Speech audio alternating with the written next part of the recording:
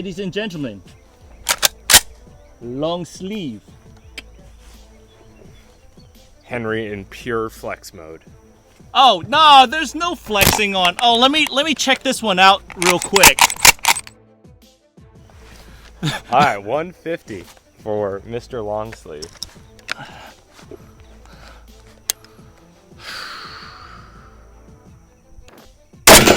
Impact. Impact. All right, on it 2.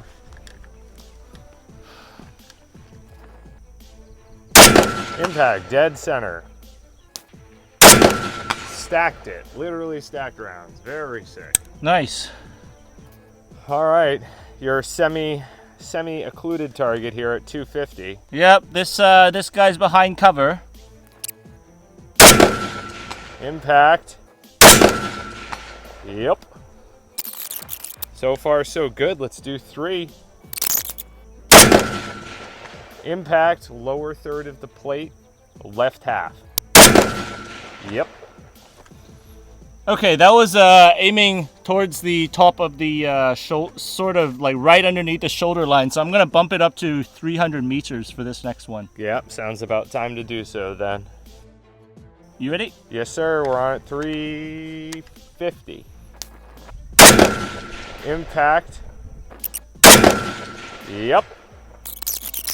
So for those watching, we're elevated behind with the cameras and the spotting equipment, so we've got a slightly better view going out there. But down on the deck where Henry's at, there's, he's seeing a lot more of the berm in front of the target than we are. All right. Let's see 400. Okay, so 400 using the 300 meter sighting, the sight setting, and I'm going to punch it to the head area. Sounds good, and we're favoring left. That's an impact on the left half. Yep.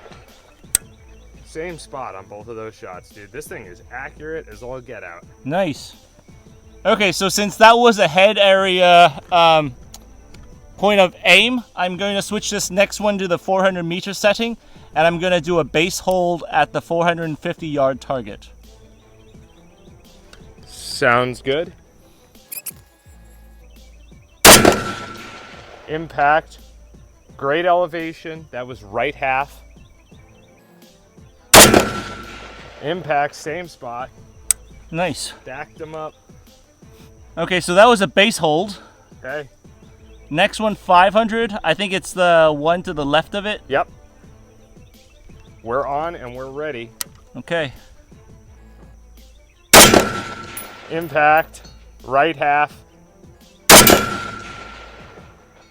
Dude, you just shot a clean run with an iron-sighted 5.56 gun. Nice! That is sick. I think that is testament to the Schweizer Qualität. Please tell me we recorded It's that. recording. Ah, excellent, good. Okay, so I am beaming with smiles, and I'm sure our viewer and Patreon supporter Steven, who loaned us the 550, is also going to be beaming with smiles, because this thing just set the course record forever, because there is not a score that could go higher than this for the practical accuracy service rifle side. Yeah, that was pretty stinking sick, dude. I mean, thank you, but really, you guys at Neuhausen are doing a pretty decent job at putting rifles together. But I suppose I'm slightly overwhelmed right now, so I'm not sure what to say about it. Yeah, words not working correctly. Didn't expect to complete ace. Yeah, but perhaps shortly we'll see you back at the debrief room. We'll put some more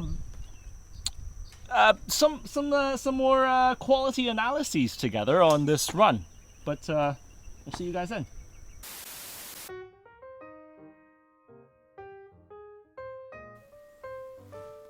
Well, hello there. I was only at the local caravan searching for a delicious vintage. I hope you're enjoying the show thus far. Shows like this, they're made possible by Slate Black Industries. But more importantly, we have the support of the patrons of Patreon. That's right, this magnificent group of men and women. They support us financially, intellectually, but more importantly, emotionally. So today, I'd like to invite you. Come, join us, become one of us. Together, we could discover the intricacies of firearms development. But if not, that's okay. We'd be just as happy to hear from you in the comment section below. But for now, let's get on with it. And with that, after 2 to 2.5 years of shooting, you have finally aced the service rifle course, 0 misses.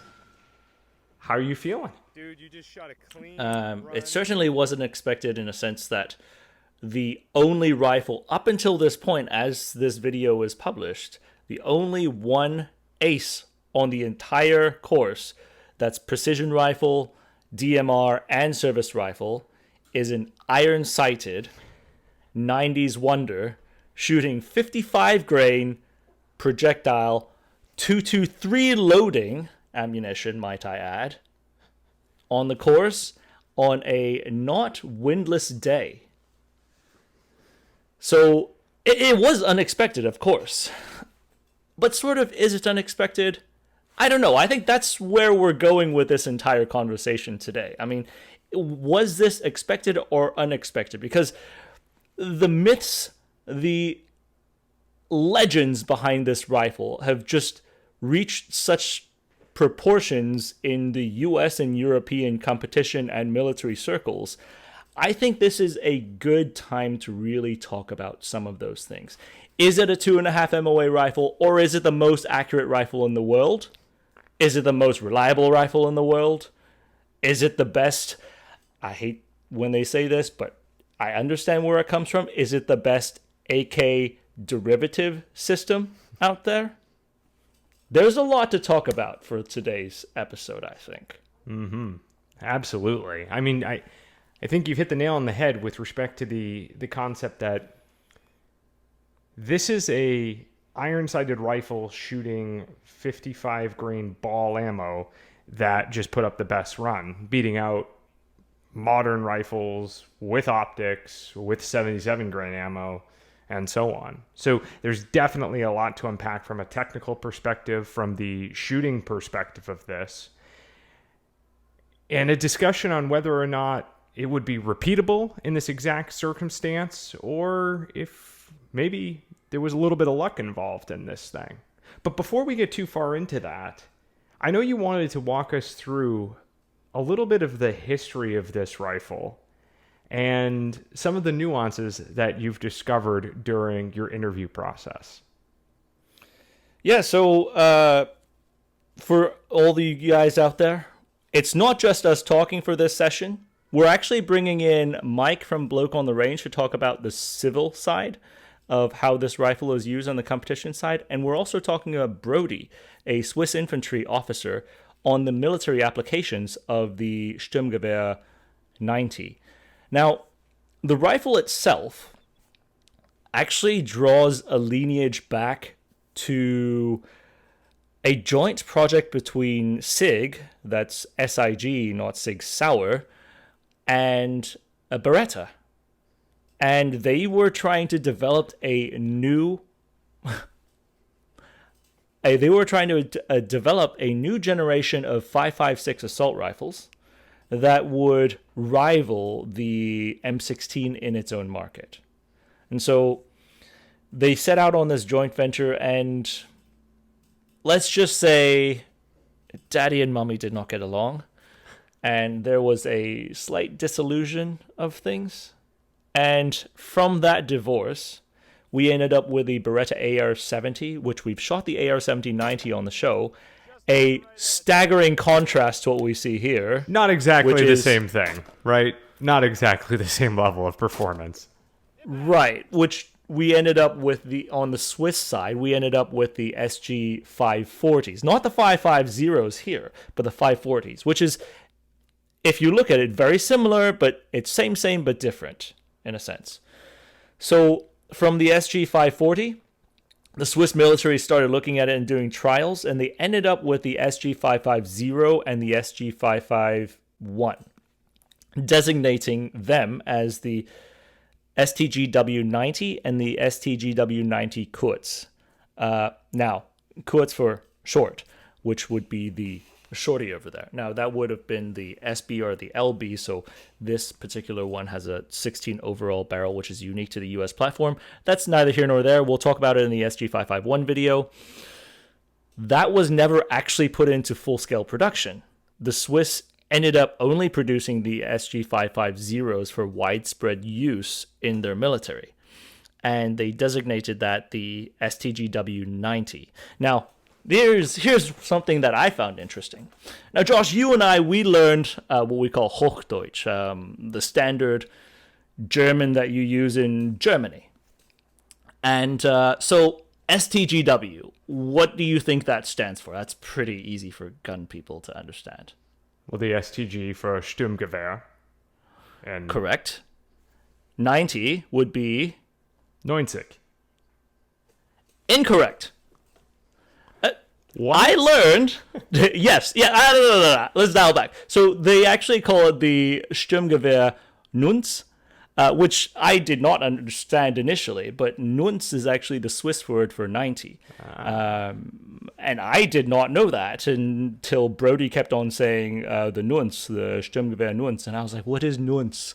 But he tells me that that's a Swiss word for 90. And then I later learned from Mike over at Bloke on the Range when I said, what do they call it? Cactavandis, Fusil d'automatique Cactavandis, which would be the French word for it. And he was like, no, it would be 90. So even the word embodies, the word for Stgw-90 read in Swiss German embodies that uniqueness, that unique flavor of the Swiss society in there. And I find that to be one of the small nuances that it's just very fascinating.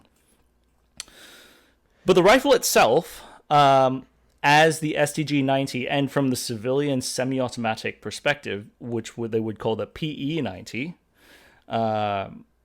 is a unique national symbol almost for the Swiss Confederacy. The Stgw-90 specifically designation as their military service rifle, the PE-90 specific designation for the civilian semi-automatic competition rifle, which those are the two major facets that you will see the SG-550 in use in Switzerland. So the rifle itself is a huge symbol, much like the K31. So it's interesting because I have no idea how we're going to end up titling this video, because it's the SG-550, the Sturmgewehr 90, what was the civilian P90. one? The P90. P90. Like, there's a bunch of different names for what is in effect the same weapon, correct? Right, yeah. I mean, it will have to be the SG-550 to lead off, but I think in more nuanced and more smaller Swiss or collector circles, you'll understand that it's the Stgw-90 and it's the PE-90. Anyways, that's a super nerd talk, but the idea is the same rifle with multiple names embodies the different categorizations and the different specialties that this one particular rifle has. And so it's a rifle that performs exceedingly well on this type of shooting, because you're talking about Clearly. it says it's a 21-inch barrel, but the flash hider is machined into the barrel and it's about an inch long. So the barrel length is very comparable to the M16A2, actually. And so oftentimes, since both rifles stem from a similar era, one of the most compared rifles to it is actually the M16A2. It's sort of like the AK versus AR comparison in Europe. When you're talking about competitors, it's the M16A2 or the SG-550 that you would like to use for the European style of competitions. Right. And obviously, Swiss 300 meter competitions are not open to foreign weapon systems, but in many other circles outside of Switzerland, those are the two that a lot of competitors like to compare for 5.56 rifles. How do we think that translates back to its overall performance with respect to what you were able to put up with it? Again, circling back to some of those points regarding the 55 grain ammo, iron sights, and a perfect run on the course. And specifically, I'm thinking about raw accuracy as the first starting point, because I think you have to start there. Because what we know from shooting this is that the rifle was not materially more accurate than any number of other rifles that we've shot on the show. In fact, some other rifles we've already shot on the show on the service rifle course have grouped equivalent, if not tighter groupings on just a flat paper accuracy test, right? Mm-hmm. So I will go back out to shoot a few more groups with the exact lot and batch of ammunition that we shot. Now, first off the bat, I learned this from Brodie, one of our SMEs we're about to bring on in a bit, that the GGG ammo from Lithuania that we shot, rumor is, and this is rumor is that they purchased tooling from Gecko in Switzerland. So with the absence of Gecko Swiss ammunition, that is the closest we could probably get to Swiss ammunition. However, this is not GP90, which is the 63 grain, what they call 5.7 Swiss. It's 5.56, just at 63 grains. But according to a lot of Swiss people, the 1 to 10 inch barrel that they use in their PE90s are optimized to shoot the 63 grain ammunition, which I agree is potential, yes. But again, let's remember that weight is only one factor and length is the other factor, right? To the projectile. Mm-hmm. This particular rifle actually shoots a 1 in 7 twist, shooting 55 grain ammunition, which is bringing up another big question for people out there who say 1.7 twist cannot stabilize 55 grains. It's so, not optimal. It's not optimal. 1 in 7. It's not optimal for stabilizing 55 grains. You wouldn't. They say it's impossible. You wouldn't want it. You definitely would not want that. Doesn't work. Beginner's luck, I say. The other part of it too, I'd say, if the accuracy, let's say we've seen around 2.5 inches, which is on the top end of an iron sight rifle, not an M16 type of grouping, not a national match M16, but on the top end of a service rifles grouping. Mm-hmm.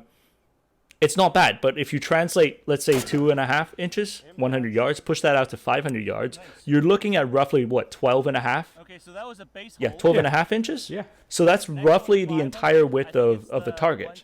So then that comes down to how was the elevation? I would say elevation adjustments were perfect. Swiss diopter sights, absolutely phenomenal. You know I'm a huge fan of the H&K diopter sights.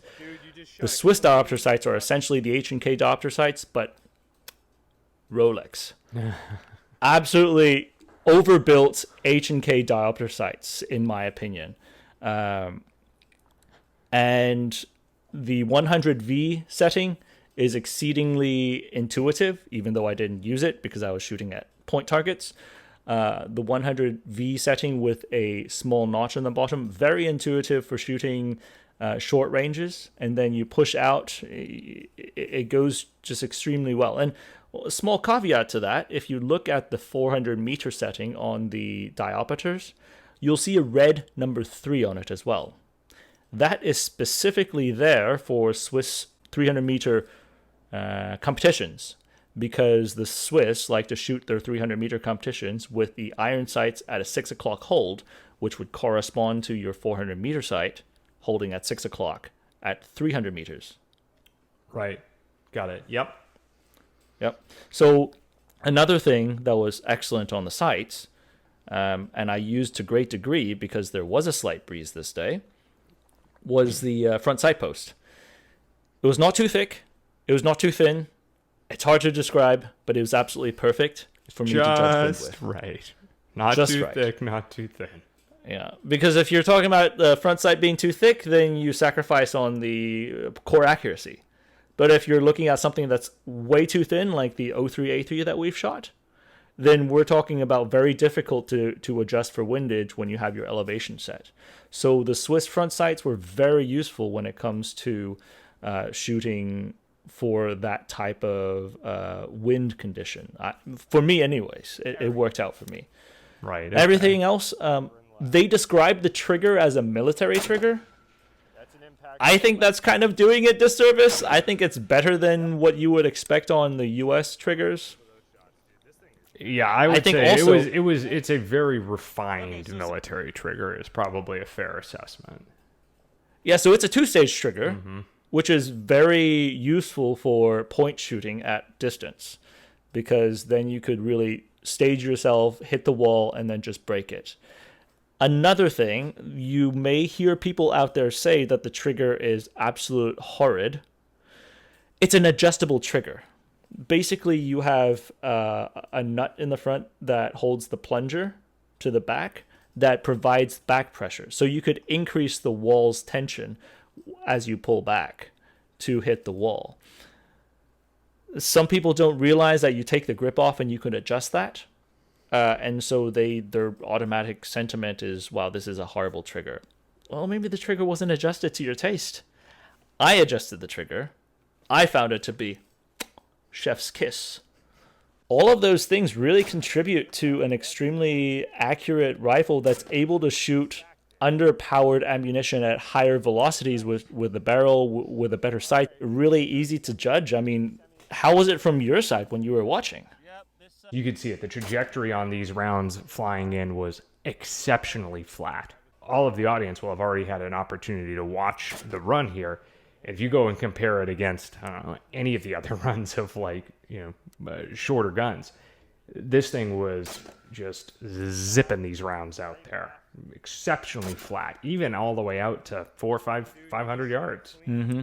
So one of the unique things that, Henry, you were having to deal with that you could kind of sort of see on the spotter cam was targets that were partially obscured behind vegetation and or behind some of the other berms that appear to have been rebuilt out at the range. And so, in other words, the target itself, from our position, looks relatively available in terms of how much the target was visible. But we're also about 6 feet higher than you. You're down below on the deck. What were you seeing? Because we did allude to this a bit, but give the people a full understanding of what you were seeing and how you overcame it. Yeah, so the 250 was partially obscured. Basically, if I were the IPSC target, I could only see, like, it came down kind of like this, coming down the chest. So the under part I could not see. And then the more extreme one was a 400-yard target. Because a 400-yard target, all I could see was the head portion of the IPSC, which was enough because it contrasted well with the background. The way you hit those targets, a lot of people out there who have not shot more distance engagements, you can actually shoot over berms, because the way a rifle fires a projectile into a long distance target, it's counteracting your gravity. I mean, we all know this, but a lot of us don't put this into our mind when we're actually shooting it. So a lot of us instinctively, we think, well, we can see, we can shoot. That is not the case. You can actually shoot things that you cannot see that are hiding behind berms as long as there's a long enough distance. In these cases, 50 yards, 45 meters or so, that's sufficient distance for me to shoot over the berm in front of them and into the target behind them, especially the longer targets when I'm arcing the projectile higher. So really what you're thinking, if this is the berm in front and this is a target behind, I'm coming over the berm and into the target behind it, even though I can only see the head portion of the target. In theory, it's just like shooting any other target. In practice, basically what you're saying is you've got a much smaller target, but a much larger impact area. So that challenges the shooter to then imagine, if you may, the position of the target. Now, in practical terms, if you were a soldier and you are looking to get behind cover, if you have cover in front of you, but the distance is sufficiently great enough, your assailant very well could shoot over the cover and into you. So that is something that I would tell service members out there to keep in mind when you're seeking cover, not just cover and concealment, but just understand trajectory and cover and the correlation between the two. So to put all of that in lay terms, effectively at like that 400-yard target, if you're using the sight setting for your 400-yard sight, you're actually aiming at the berm in front of the target, that 350-meter berm or whatever it was there in between the targets, and the round is going over that berm and then impacting the center of the target behind it. Correct. Basically, we're bending projectiles, yes. We're bending bullets. You're just straight Morgan Freeman and Wanted. Watch me do it with 2 World Wars next time. More of a curve. More of a bend. All right. I don't know if you had anything more to add to that, but we do have 2 guests that we brought on, unlike our other videos, to talk about one on the military side, Brodie, Swiss Army First Lieutenant, who talk about the military employment of the rifle and the philosophies. If you don't have anything, Josh, I'd say let's just go straight to Brodie first. Take it away, Brodie. Well, my first interactions with the rifle I really had roughly 14 years ago, from like the pre-military education, like the Jungschützenkurs, youth shooting courses, stuff like that. And then, of course, just in the shooting club. Yeah, and those clubs can get rifles provided to them by the military. Yeah, they're like full auto service rifles, and they can go get them at the regional armory, get them, run the course for the year, clean them, bring them back, and then next year for the next course they get the next batch of rifles. Then in 2015 I was called up to my military service. I did that whole thing first as infantry radio operator. Did that whole thing, did my basic training, basically NCO school right after that, and officers training, officer school, and my rest of my service in the active infantry battalion. And of course, through all of my service, the Stgw 90 accompanied me. It was my basically my rifle the entire time. I know you have your service rifle with you right there. Can we check it out a little bit? Can we check out? Sure. I mean, what are some of the things that are different from the one that I've got behind me? So I can pull mine back here too. Okay. I mean, oh, look at this. Yeah. All right. Well, so I think. Yeah. Do we want to go tip to butt, or how do we do that? We can go tip to butt. I think the tip is about the same, right? Yeah, roughly like 2-position gas, block, everything. You've got your night sights. Yeah, exactly. Do you use the bipod in service much? Dude, I mean, yeah, yeah, a lot really? actually. Okay. Yeah, yeah, we can get into that perhaps later. Okay, all right. So yeah, I think the entire internal operation is about the same. I think. Exactly. Yeah, I think. Yeah, and in the back as well. I think the same. We also have the same 20-round short mags that are coupled together. Exactly. Yes.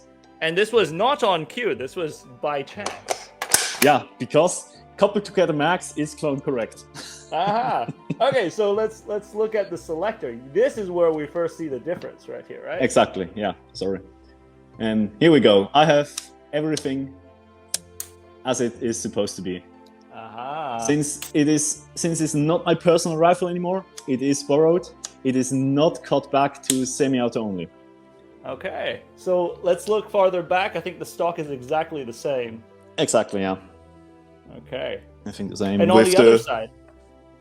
The other side, yeah, mine is just like beaten to heck because, yeah, it has been... Can you show us what that lever is right there? That one? Ah, that one here. That is a basically full auto block, which what that does is basically for safety precautions in the 300-meter range. I can activate it really quick.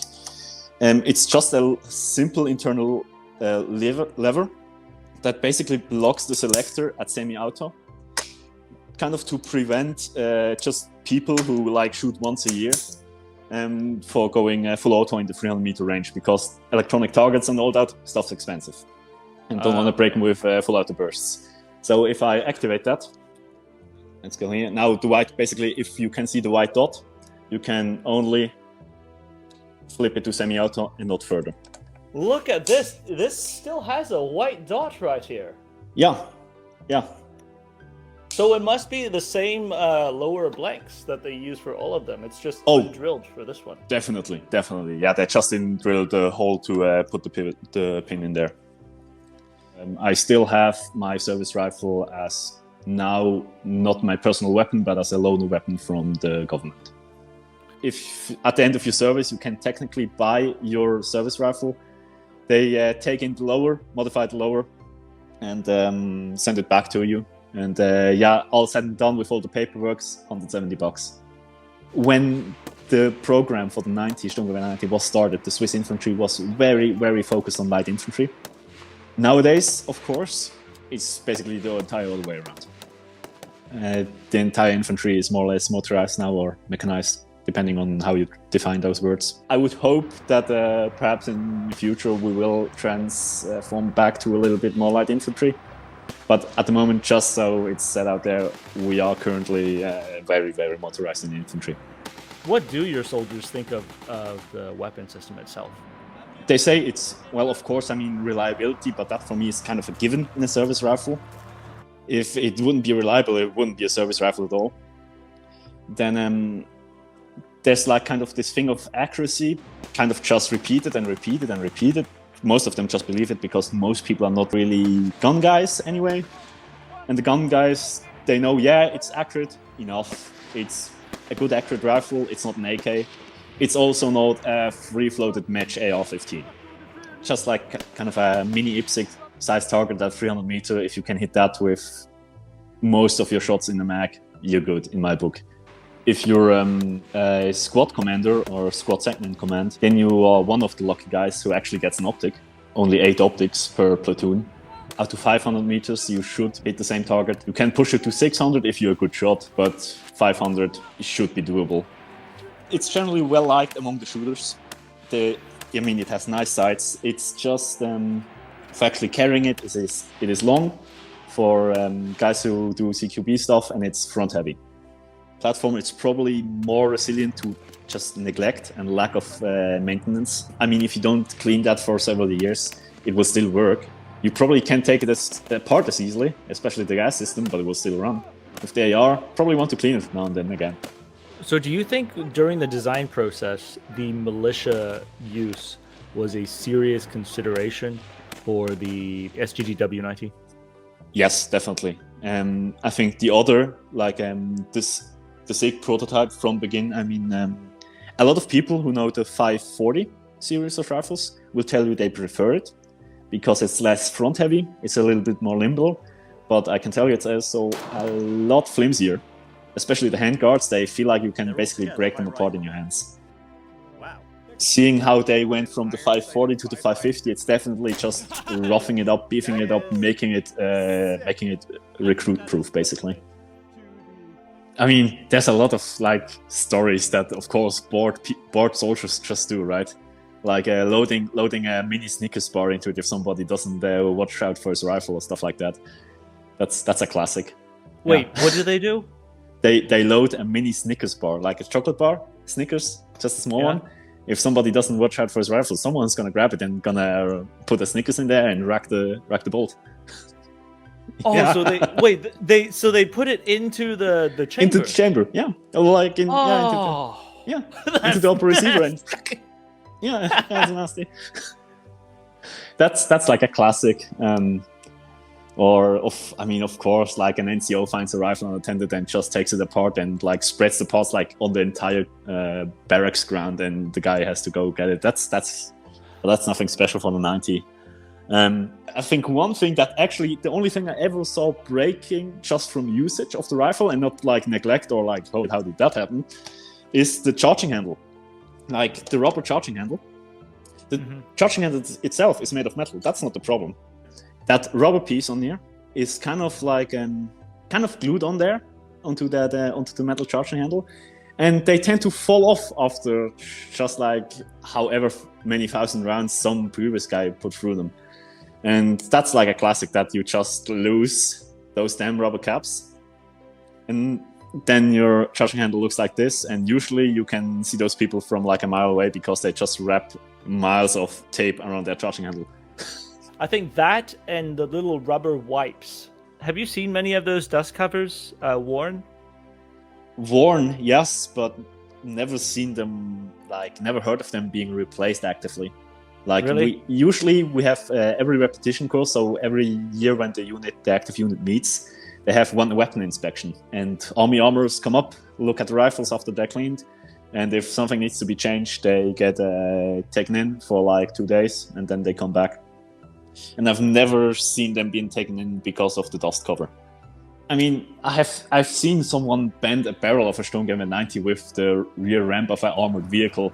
It was like leaned in the inside of the vehicle, and they ran out, and the driver wanted to close the rear ramp, and from the vibrations it fell over into the gap between the ramp and the vehicle, and it kind of like yep. Okay, so that's a good point. I mean, a lot of these rifles in the US, because of the rarity, because of the price, people don't really rough them up. People don't shoot them very often because they don't want to damage it because of how expensive and how difficult it is to find them. But in Switzerland, this is, I mean, obviously it's a service rifle, so it's designed to take everyday abuse. Yeah, it's a service rifle for a militia army, which infantry is one thing because, you know, that's your job, is shooting a rifle, taking care of your rifle, and so on. But on every infantryman, there's like 10 dudes who don't give a flying about that damn thing. It's only heavy and long. So, and those rifles need to stand up to quite a lot of, if not abuse, then neglect. And it's actually surprising how well they actually do hold up. And if I'm not mistaken, a lot of them are actually still going back to being serviced instead of purchasing new ones in the Swiss Army, right? Yeah, apparently the wartime reserves have been destroyed a couple of years ago. I heard it from a military armor. Apparently. They're now starting to run out of rifles, so they start cannibalizing complete rifles to make spare parts. I have like electro-penciled on my gas tube here a little X, which means that gas, some previous service member had that rifle, and the gas tube on the inside was just completely rusted through, so they just sandblasted it out and marked it with an X. Yeah, that was used before. But that thing shoots better than my Stgw 90 that has, like my P90, my semi-auto only, that has a brand new barrel. That shoots... That's so weird. Yeah. In the US, because depending on the units, you're able to put stuff onto your rifle.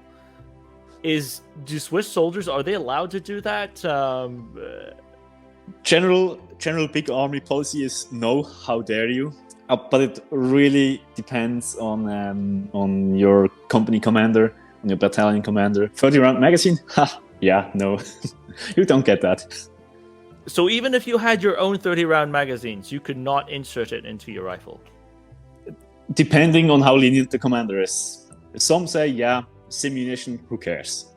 Live fire, there's probably way less commanders who are lenient towards that. General issue is the 20 round magazine. 30 rounders are only being issued to special forces. The rifles, the short rifles, they're not a personal issue. They're like core material. So they're handed out and taken back in after they are done with their annual stuff. We are just stuck with the 20 rounders. At least we can couple them together, and that's what we actually do a lot. I think there's a lot of videos out there from Americans saying, why would you do that? It's like, you know, they're kind of weird and hard to carry around. It's the only way how we can get more than 20 rounds on the rifle. That's why we do it.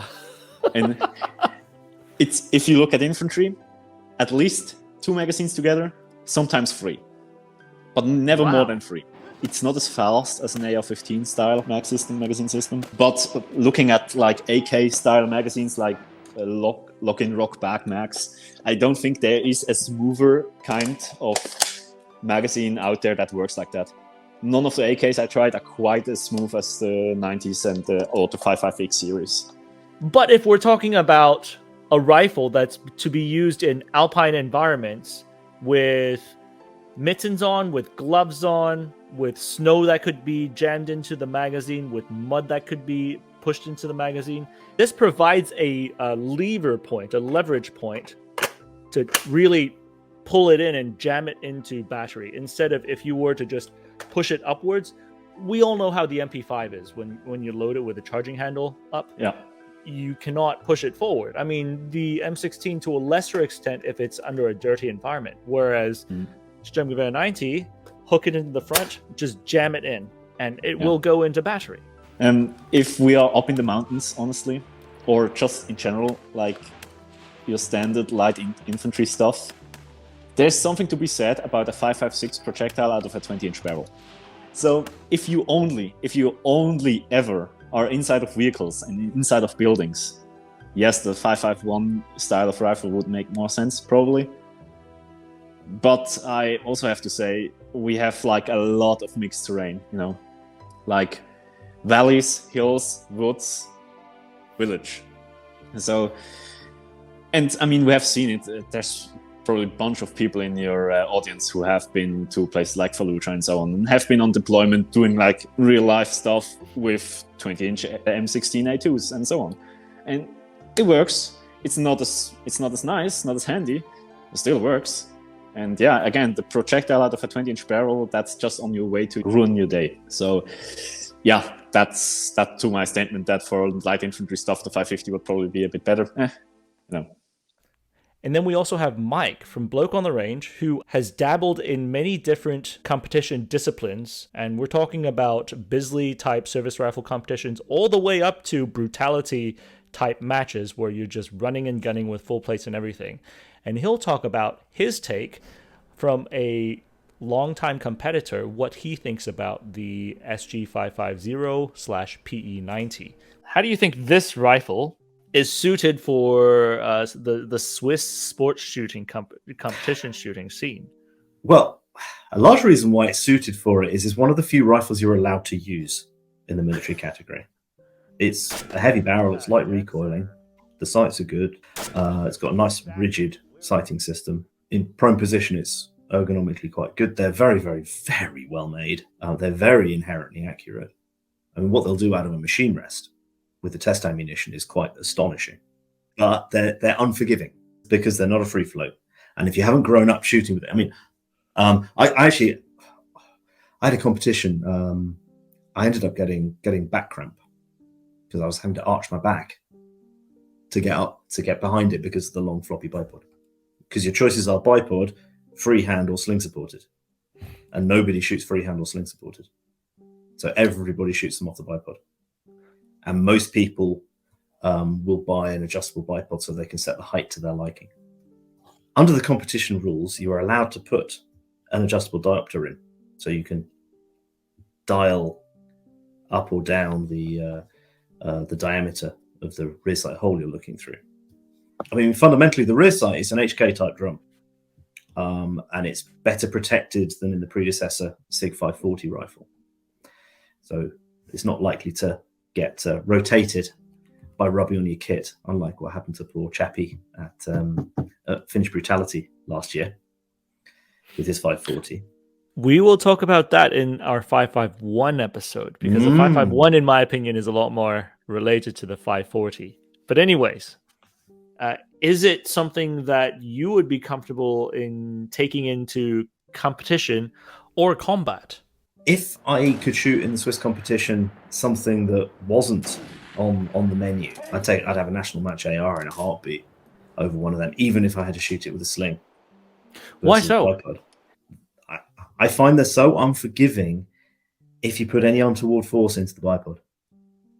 That they will throw shots, or at least mine did, would throw shots quite terribly, and it was just frustrating. And shooting's 90% in your head, and if you're not confident in your equipment, you're doing yourself down before the shots even left the barrel.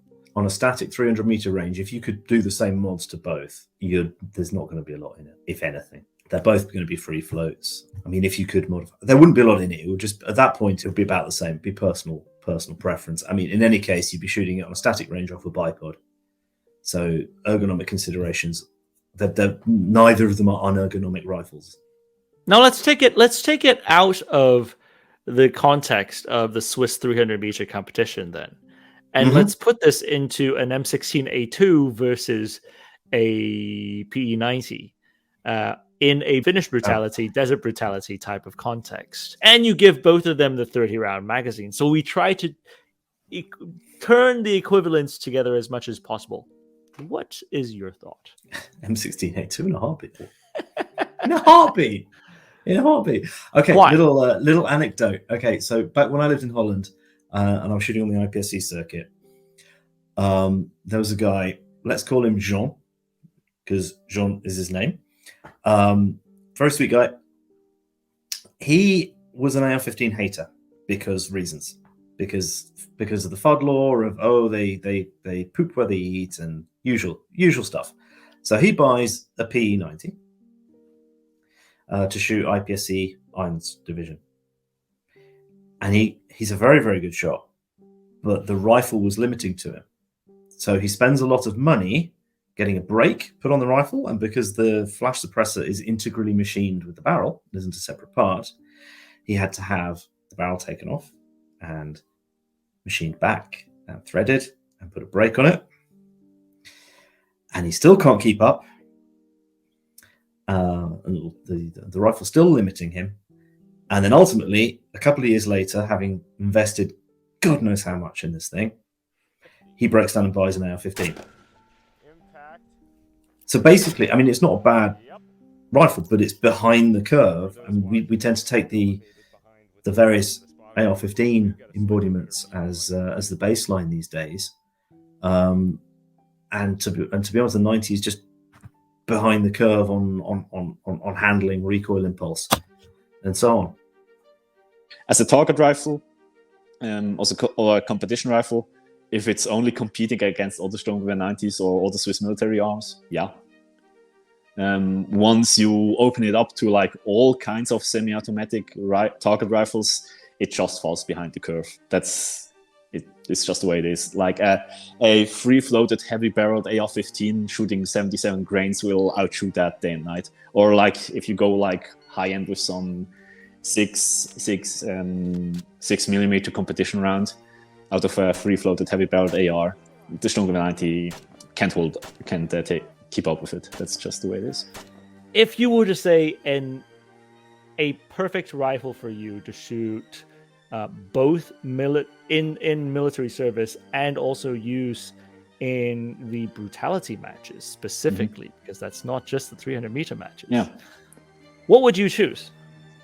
Give me roughly 16-inch barrel, like 5.5x series rifle, inline stock, free-floated handguard, and we're getting really close. Then the rest is just like the whole makeup with a good bipod on there and a good optic setup, depending on the match I want to run. But you would still choose the SIG layout. Yes, I'm faster with it than with the one AR I own. I personally have so much time behind it. Yeah, I would still choose it.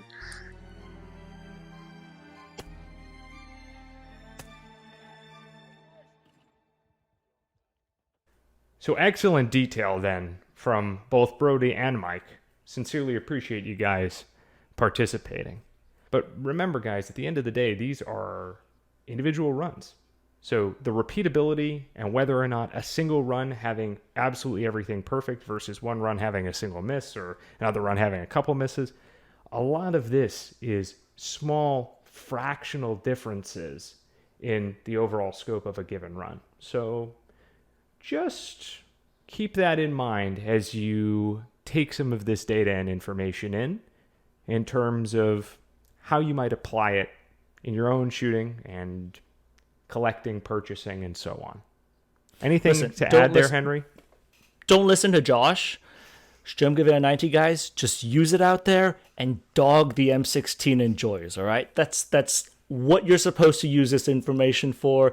It's absolutely for bragging rights. Check out the Practical Accuracy Scoreboard. That is exactly the Bible that you should use to end all internet debates, right? Listen, take it from me. That's how I do debates on the internet. All right, Josh. Yeah, sounds pretty foolproof. In fact, nobody even has to shoot anything. You can just go see the scoreboard on the Patreon page. Link down below. I know there's some people we need to thank with respect to this particular run, starting with probably the most important, and that was the individual who got us the firearm. That's true. Steven, our Patreon supporter, and honestly, one of the biggest contributors that we've had on the channel. Many times, thank you. Same guy who loaned us the G36 that you saw a while back.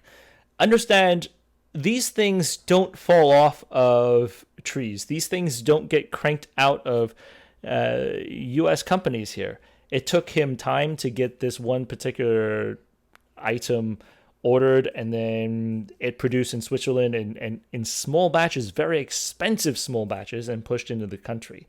And he loaned it to us many times. Thank you over and over again. Thank you for your generosity. We also have Brodie over in the Swiss Army to thank, and Mike over at Bloke on the Range to also thank. Now, in the interview, we talked about a couple of their handles for Instagram and YouTube. We'll flash it up right now. Feel free to check out their channels, their Instagram pages. Tell them that we sent you. Tell them we say hi. And at the end of the day, also the patrons that are out there and you who are viewing, thank you for honestly giving us suggestions on what you guys would like to see. Thank you guys for giving us inspiration to continue on. This is a milestone for the channel. But as we near the end of this episode, now, I talked about the Stgw Nuance, the long boy that we just shot. Now, what if we take Mr. Longsleeves and chop off portion of it? Because the Stgw Nuance did have a kurz, which means short. The SG551, as you see back here, was actually the other rifle that was officially adopted by the Swiss military, but never produced. How would that particular rifle do on the course? Now, how does that reflect on the accuracy of the system itself? It's only one way to find out. Are we going to have an M4-esque performance or something better? It certainly is the closest thing to the M16 versus the M4. Well, let's find out. In the near future, we will publish the episode on the SG551 or Stgw 90 kurz. Until next time, guys, we'll see you on the range.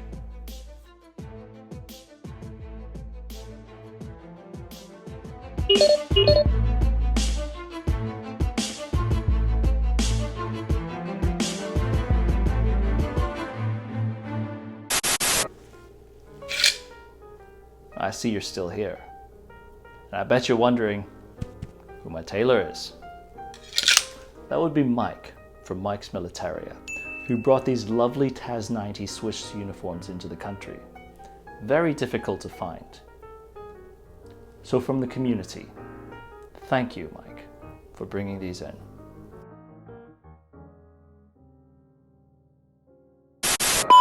Cyber 16 is Steel 96, 4 Vic, 8 packs, Redcon 1, green to green. How copy, over? Steel 96, this is Cyber 16, Roger, over. 16, Steel 91, 1 pack, green, over. This is Cyber 16, Roger, over. 16, Steel 92, 1 Victor, 2 packs, Redcon 1, over.